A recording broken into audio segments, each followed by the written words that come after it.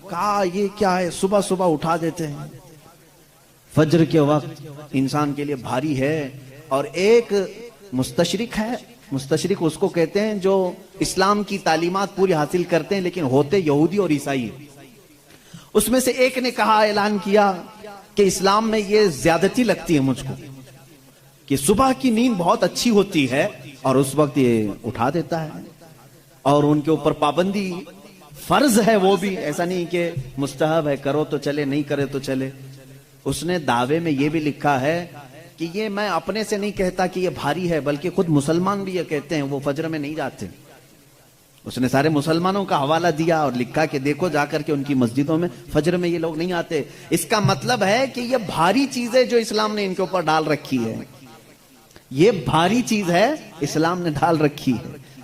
مجھے اسی وقت فوراً یہ کلک ہوا کہ ٹھیک ہے، یہ تو ان لوگوں کی سستی اور کاہلی ہے جو انہوں نے اپنے طور پر اپنے جسم کو ایسا بنایا ہے، ورنہ فریش رہنے والے ہر انسان کو ہم نے دیکھا ہے کہ وہ فجر میں جاگنگ کے لیے نکلتا ہے۔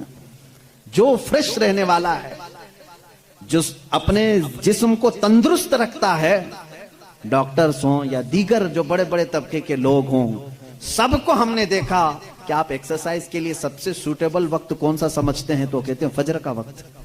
صبح ٹھنڈی ہوا ہوتی ہے، جسم کے اندر بہت اچھی فیلنگ آتی ہے۔ میرے عزیزوں بتاؤ، آخر اسلام نے اپنے ماننے والوں پر احسان کیا ہے یا زیادتی کی ہے؟ یہ اسلام چاہتا ہے کہ یہ فریش رہیں، اپنی طبیعت کو خوشحال رکھیں، بلکہ وعدہ بھی یہ کیا گیا ہے کہ جس نے فجر کی نماز پڑھی اللہ تعالیٰ پورے دن اس کو مصیبتوں سے محفوظ کرے گا۔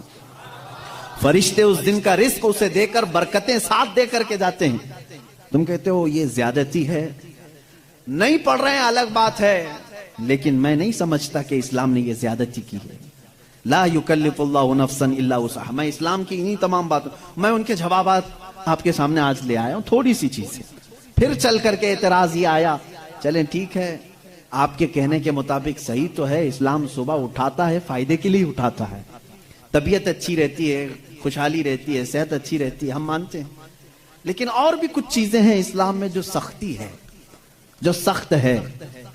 وہ کیا کیا چیزیں ہیں سخت ہے ان کے دماغ کے اعتبار سے، وہ میں آپ کو بتاتا ہوں۔